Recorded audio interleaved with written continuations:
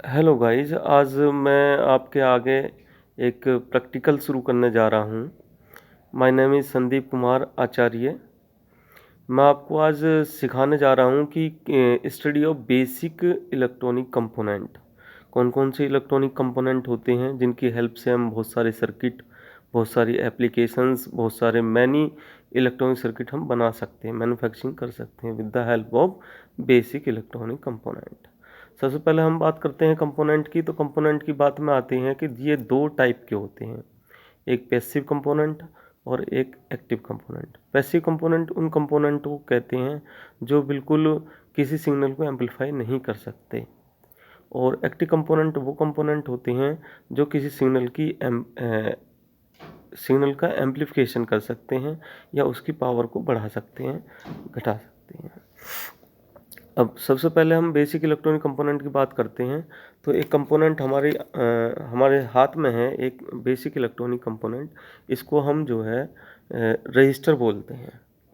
Register भी दो type के होते हैं, एक फिक्स्ड रजिस्टर और दूसरा वेरिएबल रजिस्टर। जो फिक्स रजिस्टर है वो कलर कोडिंग के रूप में हमारे सामने है। कलर बैंड इस पर बनी होती है और कलर बैंड के थ्रू ही हम इसकी वैल्यू निकाल सकते हैं, या with the help of multimeter की सहायता से भी हम इसकी वैल्यू को निकाल सकते हैं। तो ये कलर कोडिंग रजिस्टर बोलते हैं इनको, या एक तरीके से जो नॉर्मल रजिस्टर हैं वो बोलते हैं। दूसरा, ये जो रजिस्टर होते हैं क्वार्टर वाट, हाफ वाट और वाटेज में इसकी रेंज होती है। जैसे इस पर कलर कोड है, कलर कोड से भी हम वैल्यू अगले पिक्चर में हम आपको बताएंगे कि कलर कोड से किस तरीके से इसकी वैल्यू निकल सकती है। दूसरा टाइप का कंपोनेंट है, अच्छा, जो रजिस्टर है, रजिस्टर का एप्लीकेशन क्या है। रजिस्टर जहाँ भी लगता है किसी भी सर्किट में, उस सर्किट में करंट को रजिस्ट करता है, उसके फ्लो को रोकता है, उसके फ्लो को करंट के फ्लो को कम करता है। तो रजिस्टर एक तरीके से दो तरीके सीरीज में लगते हैं ये, या फिर पैरेलल में लगते हैं। सीरीज में यदि आप लगाओगे तो करंट सेम रहती है, और पैरेलल में लगाओगे तो वोल्टेज सेम रहता है, करंट डिफरेंट रहती है। दूसरा टाइप का रजिस्टर है वायर बाउंड रजिस्टर। ये मैक्सिमम इनके ऊपर वैल्यू लिखी हुई होती है कि कितने मेगा ओम का है, किलो ओम का है, या कितनी इसकी वैल्यू है। इसको हम कह सकते हैं wire bound register. Wire bound register क्यों बोलते हैं, क्योंकि इसके एक सिंगल कोर होती है और कोर के ऊपर वायर लिपटा होता है।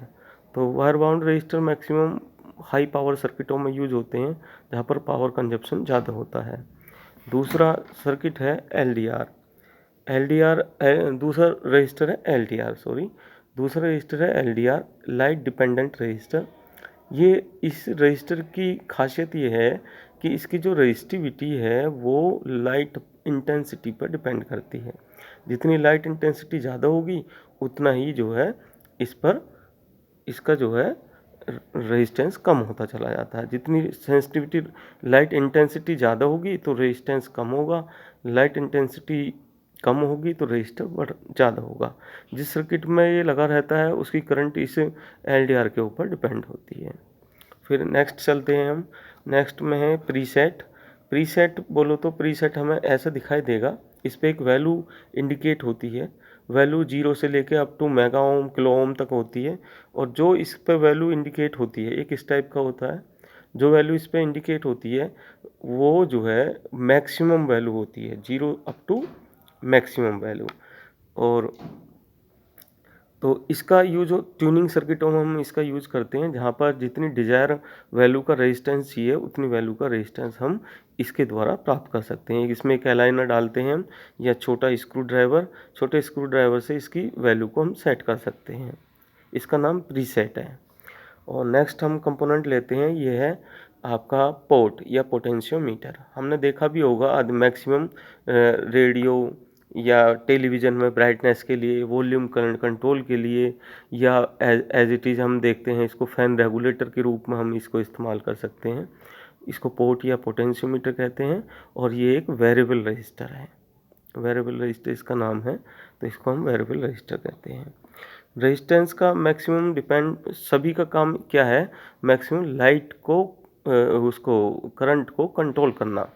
करंट को रजिस्ट करना, करंट को अपने रेजिस्टेंस वैल्यू के अकॉर्डिंग फ्लो करना। ठीक है, तो ये रेजिस्टेंस की खासियत है। ये सभी पैसिव कंपोनेंट मैं आपको बता रहा हूँ। नेक्स्ट कंपोनेंट है आपका कैपेसिटर। इसको बोलते हैं कैपेसिटर और इलेक्ट्रोलाइटिक कैपेसिटर इसका नाम है पूरा। इस पर आप देख रहे हो कि एक साइड नेगेटिव बना होता है और एक साइड कुछ नहीं बना होता। जो नेगेटिव साइड है वो छोटी लेग है और जो लंबी लेग है वो पॉजिटिव साइड है। तो पॉजिटिव और नेगेटिव का क्या फ़र्क है? पॉजिटिव नेगेटिव का ये फ़र्क है कि जब भी किसी सर्किट में इसको निकालोगे और इसकी जगह रिप्लेस करोगे दूसरा कंपोनेंट कैपेसिटर, इलेक्ट्रोलाइट कैपेसिटर, तो नेगेटिव पॉजिटिव पोलैरिटी का हमें विशेष ध्यान रखना है।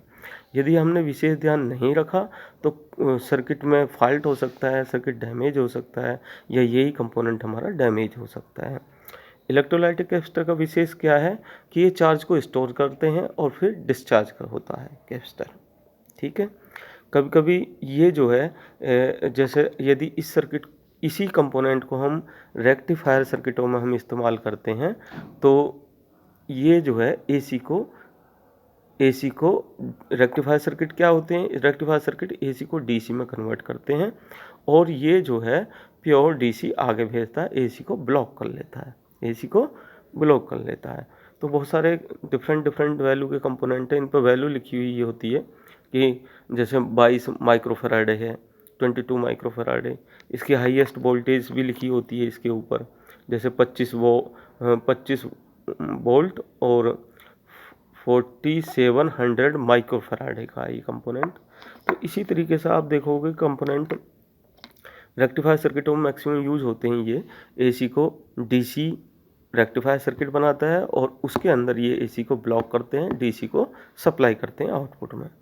ये भी कंपोनेंट हैं, ये भी एक तरीके के कैपेसिटर ही हैं और ये हमारे जो है सिरेमिक बोले जाते हैं। सिरेमिक, इनमें जो पॉजिटिव नेगेटिव पोलैरिटी नहीं होती। ठीक है, इनका भी थोड़ा सा वर्क ये है कि ये पिको फैराडे में होते हैं, थोड़ी सी कम कैपेसिटेंस होती है इनकी, तो पिको फैराडे। और ये जो होते हैं ये सिरेमिक होते हैं। सिरेमिक कैपेसिटर का क्या कार्य है? सिरेमिक कैपेसिटर का वही कार्य है जो ये माइका होते हैं, ये माइका होते हैं और सिरेमिक कैपेसिटर का जो कार्य है वो भी